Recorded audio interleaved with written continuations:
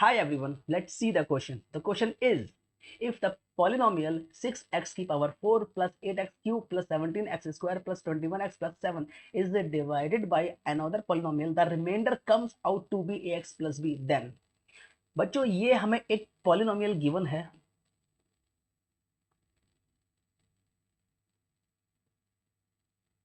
6x की power 4 plus 8x cube plus 17x square plus 21x plus 7 और एक हमें डिवाइजर गिवन है, इससे डिवाइड किया है इस पॉलिनोमियल को। हमें बताना है रिमाइंडर कितना होगा। बेसिकली हमें ए और बी की वैल्यू बतानी है, तो रिमाइंडर हमें इस फॉर्म में गिवन है। तो पहला स्टेप क्या होता है, जब भी किसी पॉलिनोमियल को दूसरे पॉलिनोमियल से हम डिवाइड करते हैं, हमारा पहला स्टेप होता है उसको स्टैंडर्ड फॉर्म में कन्वर्ट करना, उसको जनरल फॉर्म में कन्वर्ट करना, एक्स की डिक्रीजिंग पावर में कन्वर्ट करना। तो पी एक्स देखो, पी एक्स में जो एक्स की हाईएस्ट पावर है सबसे पहले है वो, उसके बाद एक्स की पावर 3 है, उसके बाद 2 है, उसके बाद 1 है, उसके बाद कॉन्स्टेंट टर्म है। तो ये तो जनरल फॉर्म में ऑलरेडी है। जी एक्स को देखो, जी एक्स में भी एक्स की हाईएस्ट पावर वाला टर्म पहले है, उसके बाद लोअर, उसके बाद एक कॉन्स्टेंट टर्म है। तो जी एक्स भी ऑलरेडी एक स्टैंडर्ड फॉर्म में है। तो अब इसको हम करते हैं डिवाइड। सेकंड स्टेप है हमारा डिवाइड करना। तो डिवाइड कैसे करते हैं देखिए,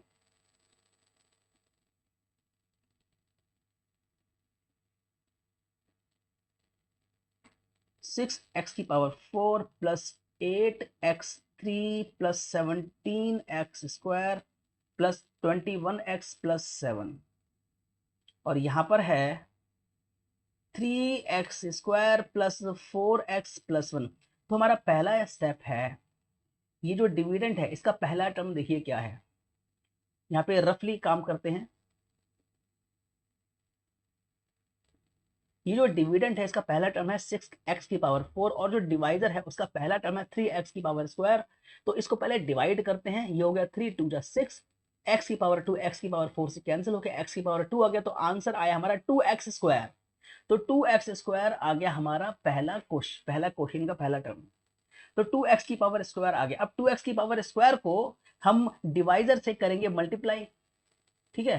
तो क्या क्या क्या हो जाएगा देखिए, 6x की पावर 4 प्लस 8x की पावर 3 प्लस 2x स्क्वायर और नीचे अब हम इसको करेंगे सब्ट्रैक्ट, और सब्ट्रैक्ट जब करते हैं तो आपको ये पता है भाई, जब एक पॉलिनोमियल से दूसरा पॉलिनोमियल सब्ट्रैक्ट करते हैं तो जो नीचे के साइन है वो बिल्कुल रिवर्स हो जाते हैं, प्लस का माइनस और माइनस का प्लस। तो ये तो पूरा हो गया कैंसिल, ऊपर है 8x क्यूब, नीचे भी है 8x क्यूब, ये भी गया, एक प्लस का एक माइनस का, तो ये भी हो गया कैंसिल। अब यहाँ पर है ऊपर 17x स्क्वायर, नीचे है माइनस 2x स्क्वायर, तो सब्ट्रैक्ट कर दो भैया, 17 में से 2 को हटा दो, बचेगा 15। तो 15x square plus 21x plus 7। अब फिर से वही चीज रिपीट करनी है। 15x स्क्वायर का पहला पहला टर्म है 15x स्क्वायर, ये पूरे एक्सप्रेशन का।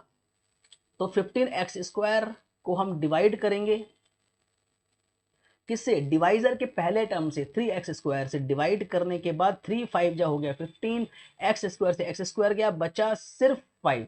तो यहां पर आएगा सिर्फ 5। तो जब 5 आएगा,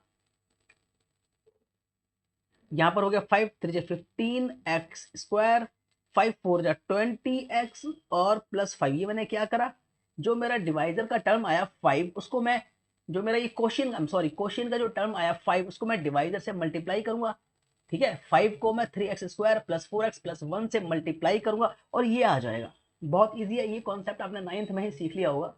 अब यहाँ पर माइनस आ गया, यहाँ पर भी माइनस है, यहाँ भी माइनस है, और ये हो गया पूरा कैंसिल। 15x स्क्वायर कैंसिल हो गया, 21x 20x सब्ट्रैक्ट करेंगे तो सिर्फ बचेगा x, और 7 माइनस 5 करेंगे तो बचेगा 2। तो बच्चों x प्लस 2 हमारा रिमाइंडर आ गया। क्या फर्दर ये डिवाइड हो सकता है? नहीं, क्योंकि x प्लस 2 की जो डिग्री है वो डिवाइजर से कम आ गई है ना। जब तक डिग्री देखो, जब जैसे ही रिमाइंडर, क्या कैसे हम पहचानेंगे रिमाइंडर है, इसकी डिग्री डिवाइजर से अगर कम है तो ये रिमाइंडर आ गया, है ना। x प्लस 2 में जो डिग्री है वो 1 है और जो डिवाइजर है उसकी डिग्री 2 है, तो जो आ गया हमारा बचा हुआ जो है उसकी डिग्री डिवाइजर से कम है, बस यही छोड़ दो आप। डिग्री अगर कम है तो छोड़ दो, डिग्री बराबर है तब भी आगे करो, डिग्री ज्यादा है तब भी आगे करो। अब ये डिग्री 1 है जो कि डिवाइजर से कम है, तो इसको यही छोड़ दो, यही रिमाइंडर है हमारा। तो रिमाइंडर आ गया x प्लस 2, तो मैं यहां लिख देता हूं रिमाइंडर जो कि हम इसको डिनोट करते हैं आर एक्स से, ये है एक्स प्लस टू। लेकिन यहां पर ये गिवन है, रिमाइंडर हमारा है ए एक्स प्लस बी, ये आपको गिवन है, ये रिमाइंडर गिवन है। अब आप कंपेयर करो इसको, x प्लस टू को ए एक्स प्लस बी से कंपेयर करो, तो यहां पर आप देखोगे ए क्या है, x का कॉफिशियंट।